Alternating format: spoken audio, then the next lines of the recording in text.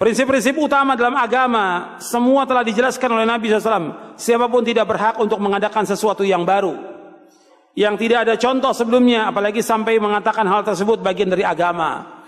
Allah telah menyempurnakan agamanya, wahyu telah terputus, dan kenabian telah ditutup. Sebagaimana Allah berfirman, Al-yawma akmaltu lakum dinakum wa atmamtu alaikum ni'mati wa raditu lakumul islam dina. Pada hari ini telah aku sempurnakan agamamu untukmu, aku telah cukupkan nikmatku bagimu, dan telah aku ridhoi Islam sebagai agama bagimu. Rasulullah juga bersabda SAW, Man ahdatha fi amrina hadha ma laysa minhu wa huwa radd. Barang siapa mengadakan dalam urusan agama kami sesuatu yang bukan darinya, maka amalannya tertolak. Hadis sahih Bukhari Muslim dari Aisyah radhiyallahu anha. Jadi nggak boleh orang menambah-nambah sesuatu yang baru dalam agama ini. Membikin sesuatu yang baru dalam agama nggak boleh. Bikin kelompok, bikin firqah, bikin ajaran. Seperti ajaran tarekat, ajaran tasawuf. Islam nggak pernah mengajarkan. Nabi nggak pernah mengajarkan. Kemudian dibagi lagi. Ini ada tarekat, ada syariat, ada hakikat, ada ma'rifat. Nggak ada dari Nabi SAW. Nggak ada dari sahabat. Ini sesuatu yang muhdats, yang baru dalam agama, yang Nabi nggak contohkan. Nggak ada. Nggak ada tarekat, syariat, hakikat, ma'rifat.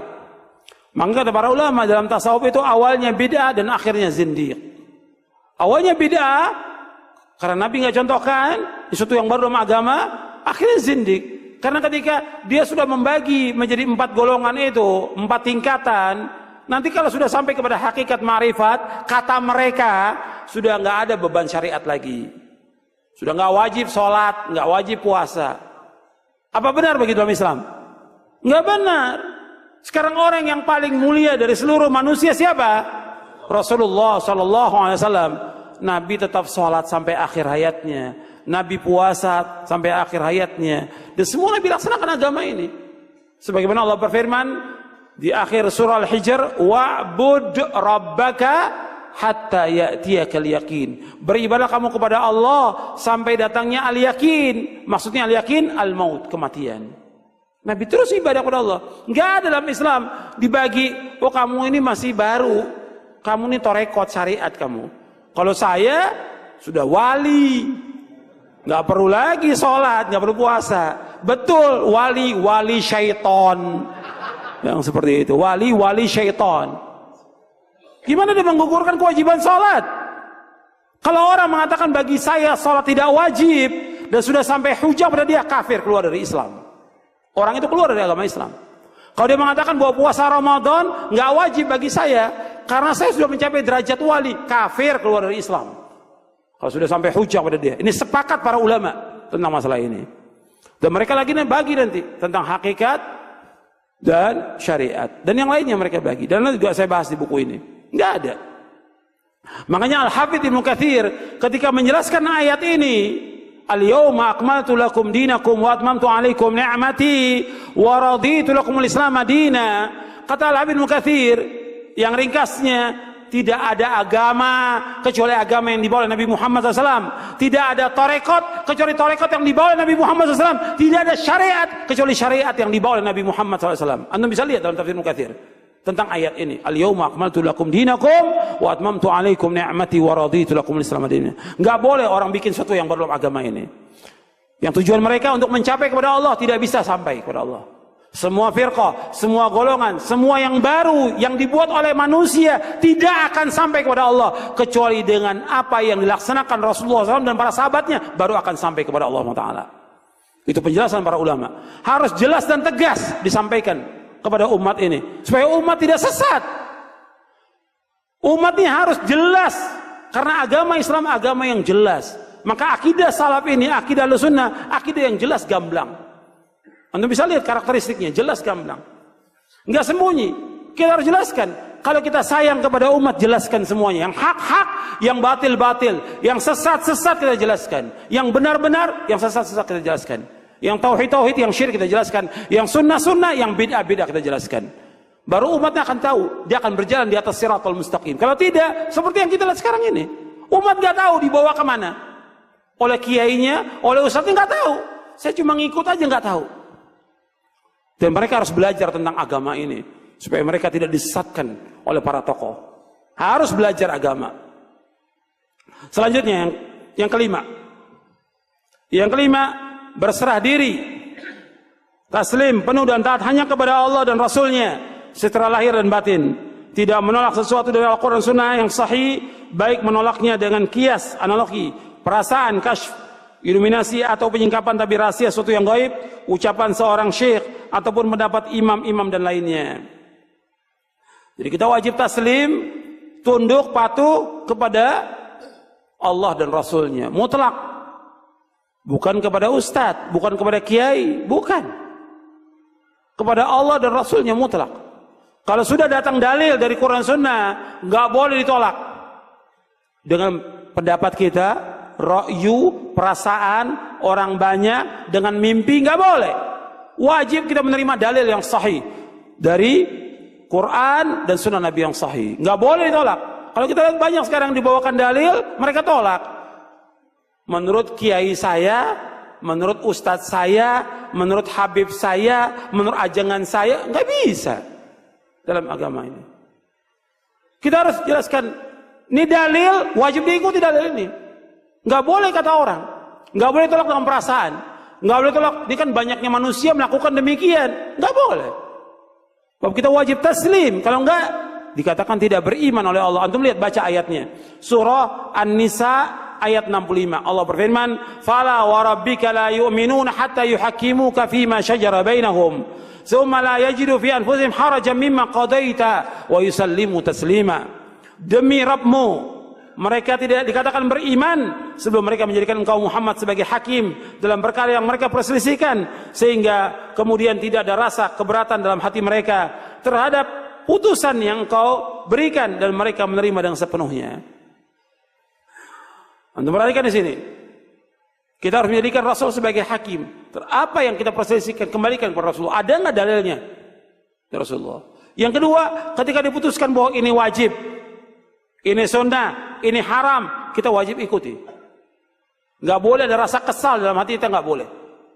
Yang ketiga, kita taslim, tunduk dengan setunduk-tunduknya. Dan ini menunjukkan tentang apa? Tentang iman, Islam, dan ihsan. Sebagaimana dijelaskan oleh Syekh Abdurrahman bin Nasir As-Sa'd dalam tafsirnya Taisir Kami Rahman fi Tafsir Kalamil Mannan tentang ayat ini. Dan juga Allah berfirman, "Wa ma atakumur rasul fakhudhu wa ma nahakum anhu fantahu wattaqullaha innallaha syadidul iqab." Apa yang datang kepada kamu Rasul kamu ambil, yang dilarang kamu tinggalkan. Bertakwalah kepada Allah, sesungguhnya Allah itu sangat keras siksanya. Jadi kita harus ambil yang Rasul. Yang kita ikut siapa? Rasulullah. Tadi sudah jelaskan penyesalan orang-orang yang masuk dalam neraka. Antum ingat, catat itu. Dalam surah apa tadi? Surah apa tadi? Surah Al-Ahzab ayat 66 sampai 68. Menyesal mereka dulu. Kenapa dulu saya nggak taat kepada Allah Rasul? Saya taat kepada siapa? Kepada tokoh-tokoh agama, kepada para pembesar. Taat, mereka menyesatkan kami dari jalan Allah. Manfaat tidak penyesalannya? Tidak manfaat. Sudah masuk neraka nggak manfaat. Maka sekarang ini kita kembali dan taubat kepada Allah. Yang kita ikut Rasulullah, bukan tokoh agama, bukan dai, bukan saya dan bukan mereka. Yang kita ikut Rasulullah Sallallahu Alaihi Wasallam. Itu yang kita ikut. Kita akan selamat. Maka kalau kita datang dalil dari Quran Sunnah, nggak boleh kita tolak dengan pendapat kita, dengan pikiran kita, dengan perasaan kita, dengan orang banyak, atau pendapatnya syekh, ustadz, kiai, imam, dan yang lain. Nggak boleh. Kita wajib taslim dan tunduk dengan setunduk-tunduknya. Dan itu menunjukkan apa? Menunjukkan jalan selamat dan ketaatan kita penuh kepada Rasulullah. Maka Rasulullah SAW menyebutkan dalam hadis yang sahih. Anda perhatikan, dengarkan. Nabi menyebutkan tentang ketaatan yang wajib itu kepada Rasulullah SAW, bukan kepada tokoh, bukan kepada imam. Nabi bersabda dalam hadis yang sahih yang diriwayatkan oleh Imam Bukhari dalam sahihnya. Nabi bersabda, "Kullu ummati yadkhulunal jannah illa man aba." Qila wa man ya'ba ya Rasulullah? Qala man ata'ani dakhala al-jannah wa man asani faqad aba. Kata Nabi SAW, setiap umatku mereka akan masuk surga kecuali yang enggan. Sahabat bertanya, siapa yang enggan ya Rasulullah? Orang yang taat kepadaku, dia masuk surga. Orang yang tidak taat kepadaku, dia enggan untuk masuk surga. Ketika dia tidak taat kepada Rasulullah, dalil sudah jelas Quran dan Sunnah, nggak mau diikut oleh dia. Yang diikut nggak ada dalilnya, nggak ada dalil. Kata orang turun temurun, dia ikut. Dia pakai untuk mendekatkan diri kepada Allah. Dalil ditolak oleh dia. Berarti dia enggan untuk masuk surga. Itu perhatikan itu. Kita beragama dengan dalil. Dan Allah berfirman di dalam surah Al-Isra, surah Bani Israel, surah yang ke-17 ayat 36, Allah berfirman, "Wala taqfu ma laysa laka bihi ilmun, innas sam'a wal basara wal fuada kullu ulaika kana anhu mas'ula." Jangan kamu ikut apa yang kamu tidak tahu. Jangan kamu ikut apa yang kamu tidak tahu. Karena sungguhnya pendengaran, mata dan hati akan ditanya oleh Allah Taala. Itu ingat itu. Semua akan ditanya oleh Allah. Agama kita agama dalil. Yang keenam dalil akli. Dalil akal yang benar akan sesuai dengan dalil nakli yang nas yang sahih. Sesuatu yang qati yang pasti dari kedua dalil tersebut tidak akan bertentangan selamanya. Apabila sepertinya ada pertentangan di antara keduanya, maka dalil nakli ayat ataupun hadis harus didahulukan.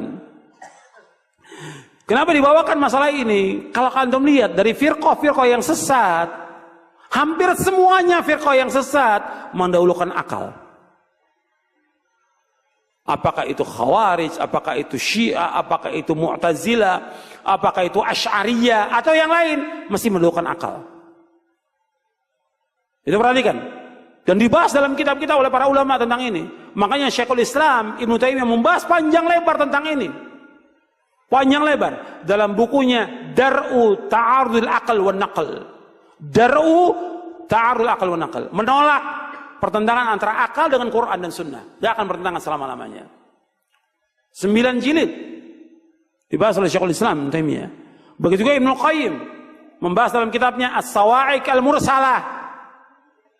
As-Sawa'iq Al-Mursalah Al-Jahmiyah wal Mu'attilah.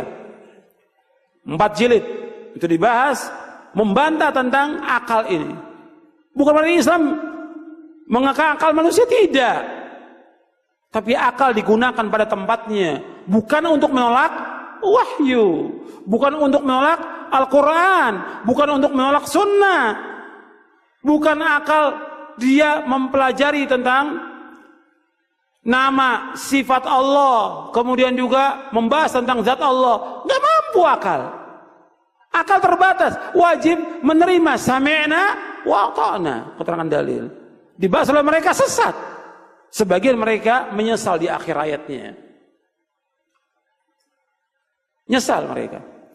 Saya ambil contoh dari sekian banyak nih, banyak contohnya. Ya, dari tokoh-tokoh yang menyesal, mereka gunakan akal.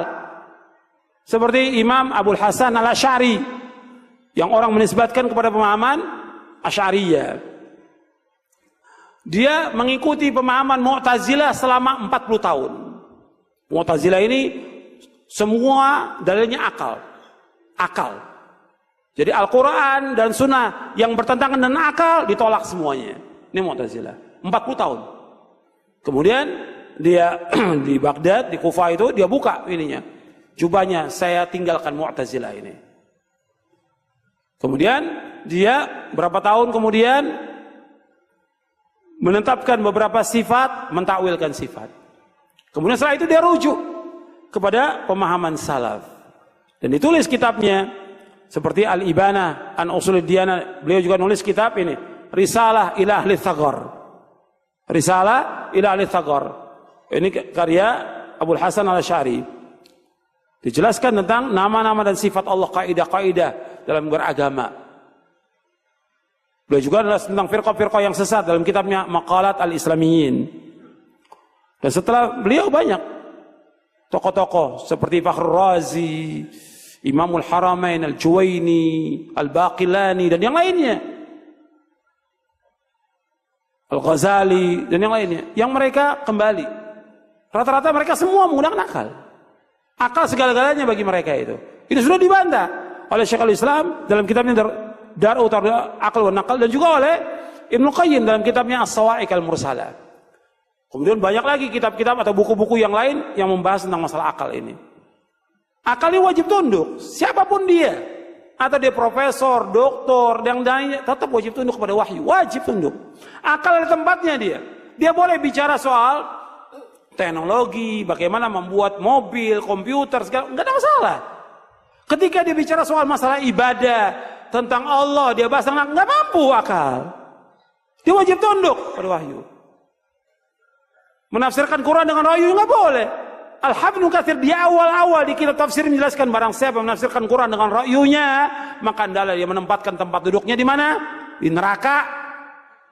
Nggak bisa menafsirkan dengan wahyu. Akal ada tempatnya. Disuruh kita berpikir, disuruh tadabbur Al-Quran, tapi bukan menghukumi Al-Quran. Maka di sini disebutkan akal yang benar sesuai dengan dalil nakli, nas yang sahih. Sesuatu yang qati pasti dari kedua dalil tersebut tidak akan bertentangan dengan selamanya. Apabila sepertinya ada pertentangan di antara keduanya, maka dalil nakli, ayat atau hadis harus didahulukan. Jadi Al-Quran dan As-Sunnah yang sahih selama-lamanya tidak akan bertentangan dengan akal yang waras. Kalaupun seolah-olah seperti bertentangan, maka yang harus didahulukan adalah Al-Quran dan Sunnah. Karena Al-Quran dan Sunnah adalah maksum, sedangkan akal tidak maksum. Al-Quran dan Sunnah tetap, sedangkan akal berubah-ubah. Al-Quran dan Sunnah mutlak, sedangkan akal manusia terbatas. Akal manusia mempunyai keterbatasan. Akal wajib tunduk kepada wahyu, wajib tunduk kepada Al-Quran dan Sunnah. Perhatikan ini. Mata kita punya keterbatasan dalam melihat. Telinga kita keterbatasan dalam mendengar. Sama juga akal punya keterbatasan. Akal nggak mampu berbicara tentang sesuatu yang nggak punya ilmu padanya, kecuali dengan bimbingan apa? Wahyu. Ketika dia berjalan sendiri, pasti sesat, pasti sesat. Akal itu pasti sesat. Dan sudah banyak yang sesat, tokoh-tokoh yang sesat, dan mereka menyesal. Hatta orang kafir aja, ketika mereka masuk neraka nyesal mereka. Mereka berkata dalam surah Al-Mulk, "Lau kunna nasma'u aw na'qilu ma kunna fi ashabis sa'ir."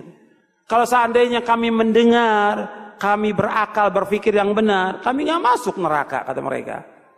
Tapi mereka nggak gunakan akalnya. Makanya Allah menyamakan orang-orang kafir itu dengan apa? Dengan binatang.